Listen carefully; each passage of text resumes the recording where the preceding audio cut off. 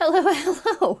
Welcome back to Loki's Librarian. If you are new here, welcome. I am your librarian, Katrina, and this is where I am reading through the enormous library of books that you see behind me, and then I give you a quick synopsis and tell you what I think about them. So if you like books, just aren't sure what to read next, hit that subscribe button, like and share my videos, and let me know what you think in the comments. So last week we took a look at what happened in Salem, 1692, where the prosecution held all of the cards. This week, we're looking at the defense side, where it becomes very clear the prosecution still holds all of the cards, making this week's book of the week, Making a Case for Innocence, the True Stories of a Criminal Defense Investigator by April Higuera. The accompanying cocktail is What Really Happened from the book Encyclopedia of Cocktails, over 1,000 cocktails for every occasion. It's this one right here. I'm really bad at pointing on screen.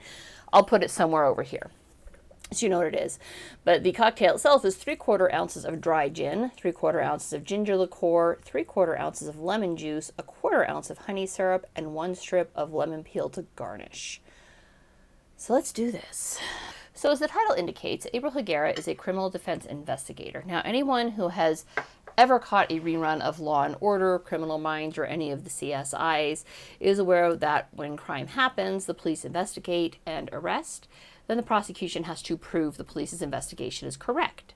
Prosecution has the burden of proof, so they have an enormous amount of state resources available to them to prove their case. And you'll see why those quotation marks were put there. By me, not by April Higuera. She's the consummate professional. I'm letting my sarcasm flag fly today because our power went out last night and we had no heat for most of the night, so sleeping was a little rough. I mean, yes, we have blankets, but still, it was not the most restful of sleep because I kept waking up cold. I gotta get another one of these soon. So, sometimes the police and the prosecutors go for the low-hanging fruit rather than the actual answer to whodunit. And in a perfect world, the defense would also have access to the same amount of state resources to prove their case.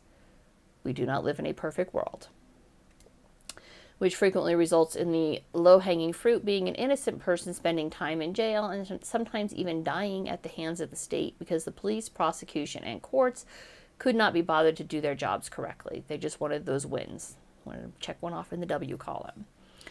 Additionally, as Higuera points out, the entire, quote, this is a direct quote, the entire defense investigation is hampered by limited access to important information that only the prosecution is allowed to obtain, end quote. Basically, the police, the prosecutor, the forensic teams, they're all on the same side. The defense is the opposition, the bad guys. So they don't even help the defense at all unless defense investigators find a way to impeach their testimony. Impeaching just means they find proof of a conflict of interest of some sort, or that, quote, clearly proves that a witness is biased, mistaken, lying, or lacks knowledge. So it could be any of the above, and they might just be forming an opinion, but it's not stated that way with the prosecution, so the defense has to bring that out that, hey, this is your opinion, not actual fact, correct? Or that there's bias. One of the cases she worked on, she found out that one of the key witnesses for the prosecution was married to one of the investigators on the case, so the witness was biased. She impeached her testimony that way. Higuera is a consummate professional. As I stated earlier, she obliquely references possible corruption and flat out states a statistic that 15% of law enforcement personnel will always do the right thing no matter what, 15% tend toward corruption no matter what, and the remaining 70% can be swayed either way based on circumstances. Now that is an absolutely fucking terrifying number. That means there is an up to 85% chance that if you are in the crosshairs of a police investigation, the pressure will be on from the administration, the prosecutors, and other police officers to have the police close the case regardless of your guilt or innocence. That is not justice. And if that number doesn't terrify you, man, you are clearly living in a bubble if that number doesn't scare the ever-loving shit out of you. These are cool shot glasses, but they are not well preserved. The line markings just kind of wash off naturally very quickly. I have to go back to using my other one, except it doesn't show the numbers as clearly. And lemon juice. So, that's where Higuera comes in. All right. It's her job as an independent private investigator to poke holes in the prosecution's case where she can. And she shared some of her cases that she has investigated over her 20-year career. She goes into great detail on 3, mentions a few others kind of tangentially, and I'm going to briefly recap 2 of the 3 because they were the ones that really stuck out. This is going to be delightful to try and squish this into a shot glass. Lemon juice everywhere. This cocktail is making a mess out of my desk. Thank God I'm on vacation next week.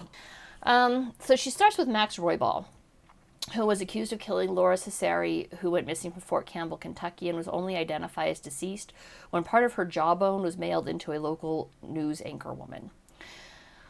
I don't believe that the rest of Cesara was ever located, but assuming she did not lose her jaw to toxic phosphorus, which we learned about last year and a half ago, 2 years, it might have been 2 years ago. She is most assuredly presumed dead based on this. All right, I mean, you generally can't live without your jawbone. The local law enforcement focused on Roybal as her most likely suspect due to he was Cesari's husband, which is a valid point, right? Typically, it's the spouse or boyfriend, significant other, boyfriend, girlfriend, significant other of the victim is the most likely culprit, generally. Oh no, too much honey. Oh well. Oh well, what am I going to do? I'm going to shake this cocktail up and enjoy it is what I'm going to do. Give me a minute here. Now, this is a rare one where you actually just pour the whole thing into the Collins glass, not just the liquor. So the ice too. It's not a very full Collins glass, is it? But then you're supposed to take some lemon peel and express that into the glass. Try not to get lemon juice in your eye because that will make my eyes water. God, this is a messy cocktail. Okay, to be fair, it's probably not messy if you're a professional bartender and know what the heck you're doing. I am not. Yeah, close enough. Whatever. Roybal's marriage to Cesari was a marriage of convenience. Cesari was gay. This was in the 1990s. Roybal had married her to help mask this in a time when don't ask, don't tell was the legal precedence in the military. But Roybal was aware of the fact that she was gay, and they had a close personal friendship. What made them focus so heavily on him was that he was the beneficiary on her life insurance policy. So the police claimed that he did it out of jealousy and to claim the life insurance. Did not help that Roybal's former spouse had died at home unattended when she fell and hit her head. Now, the prosecution actually dug up his first spouse, claimed she died as a result of blunt force trauma, and then tried him for her murder as well. So the defense really had their work cut out for them. Oh my God, that's delicious. That's delicious. It's like lemonade. It tastes just like lemonade. Yeah, what did really happen? It's a good question. So this was Higuera's first case as a solo investigator, and she hit it out of the ballpark, man. She read through all the reports provided by Discovery on both cases, the first spouse and the second spouse, interviewed a ton of witnesses, provided multiple highly credible alternative theories, and Roybal's defense attorney took all that field work and nailed it in court. Roybal was found not guilty on the death of his first wife. Basically, she got lucky, and Roybal got lucky in that the police officer who responded to his first wife's death was one of that 15% who's honest no matter what. And he said point blank, if she was murdered, it was most likely her uncle, not Roybal. So, yay for honest officers. I know you're out there. Keep it up, guys. So Roybal was found not guilty on the death of his first wife, and the evidence Higuera uncovered on Cesari's case actually had the judge throw the case out before it went to a jury, which is practically unheard of in modern American jurisprudence. And then the real tragedy of the American system of criminal justice revealed its ugly head. See, even though Higuera managed to thoroughly destroy the prosecution's case and provide several, and I mean multiple, highly credible alternative suspects, the prosecution stopped even looking. Rather than admit that they had arrested the wrong man, they just quietly ignored the case, leaving Cesari's murder as one of the alarming statistics of unsolved murders. It's still not solved to this day. Her family still lacks closure on who killed their daughter, all because the police and prosecution refused to admit that they got lazy and arrested the wrong man. The second case that I want to recap is Sedley Alley and the murder of Suzanne Marie Collins. Now, this one was tragic on many levels. Collins was a Marine. She was 19 years old. She was stationed at the naval base in Millington, Tennessee, when she disappeared one night while jogging. She was found the next morning having been completely brutalized. I'm not going to go into what exactly had happened to her. It is covered in the book, but I don't need to relive that trauma any more than anybody else does. If you really want to know about it, you can look her up. It's awful. Police immediately focused on Ali as a murder suspect based solely on he was driving by the military base not long after she disappeared. Which, okay, that's some pretty strong circumstantial evidence, but it's just that it's circumstantial. This wouldn't have been half of the book if that's all there was to it, right? So Collins was seen jogging by 2 Marines shortly before she disappeared. The Marines reported seeing a brown station wagon with brown wood paneling shortly before hearing a woman scream. They ran towards the scream because they're Marines. That's running towards danger is literally in their job description, so they ran towards it. By the time they got there, the woman in the car had gone. They immediately, so we're talking less than 15-minute time span, immediately reported what had happened to the gate guard, to the post command basically, who issued a be on the lookout for a brown station wagon, a brown on brown station wagon with a man and a woman in it. And this was canceled after Ali was seen driving in his green station wagon. Ali was literally under surveillance from the police, sleeping off the night's alcohol at home at the time that Collins was murdered, which we didn't discover until well after the fact because Higuera was hired to work on Ali's final plea before the death penalty was administered, and Higuera found a notation to that effect on the autopsy report. She was murdered sometime between like 1:30 and 3:30 a.m., and Ali was under surveillance from about midnight until 6 a.m. the next morning. Ali was placed under arrest and questioned for 12 hours without benefit of counsel. I believe he had even asked for counsel, but that didn't seem to stop them, before confessing what he did. 12 hours. It's fucking nuts.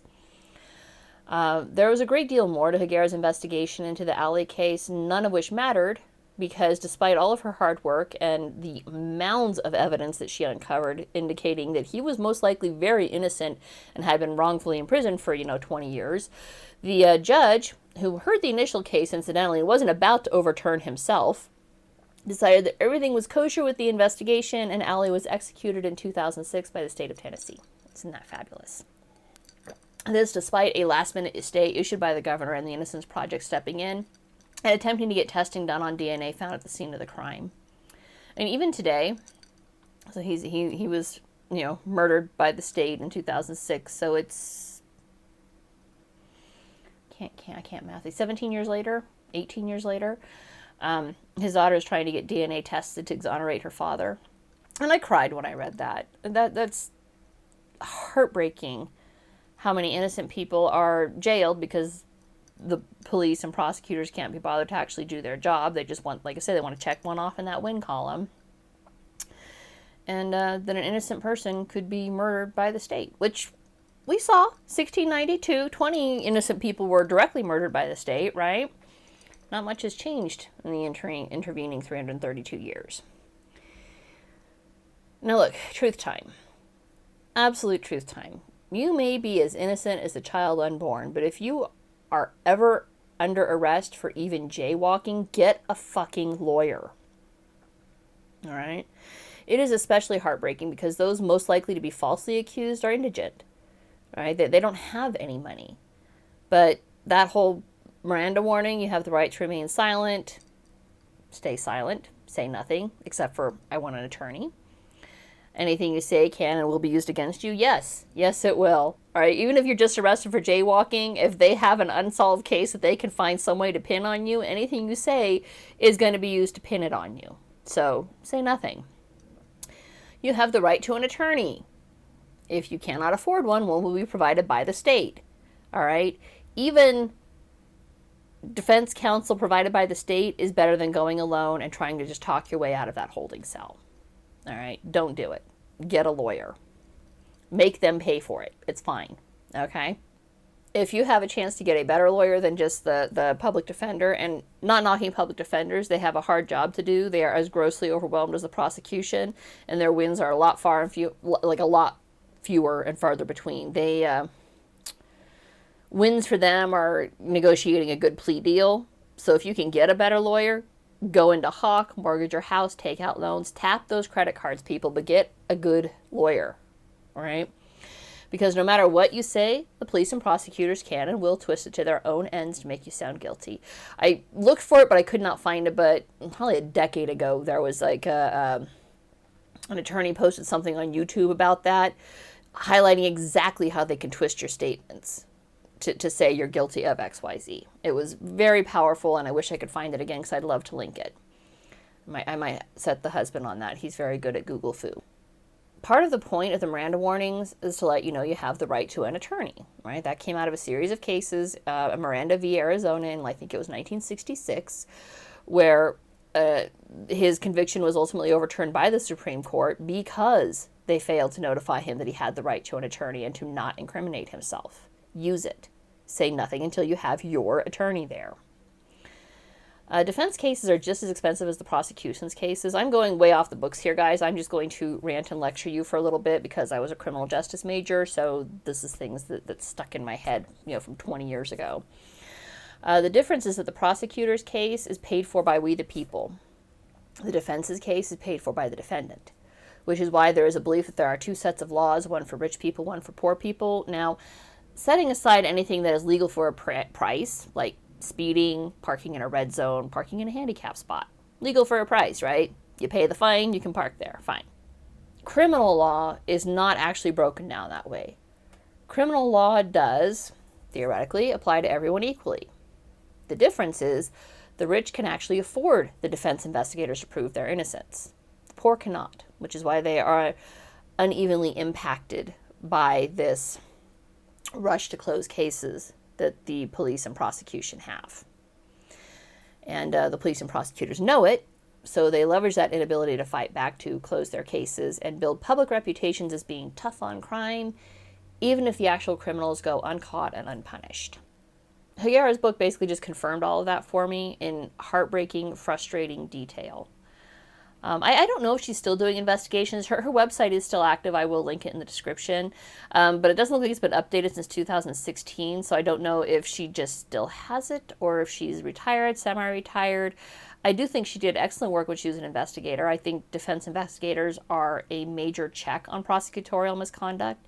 And I think there should be a line item in every state's budget to allow for independent defense investigations to occur, especially on capital murder cases, meaning one that is likely to result in a death penalty. And the cards are too heavily stacked in favor of the prosecution, leaving the smallest minority in the world, that of the individual, standing on their own out there when they find themselves in legal crosshairs. This book was quite compelling. It was horrifying. I read it in about 3 days. The only reason it took that long is that I had to work during the day. It was enjoyable and horrifying and saddening and frustrating, and I highly recommend it. And that's it for this week. If you liked what you saw, don't forget to subscribe, and I will see you guys next Sunday. Bye.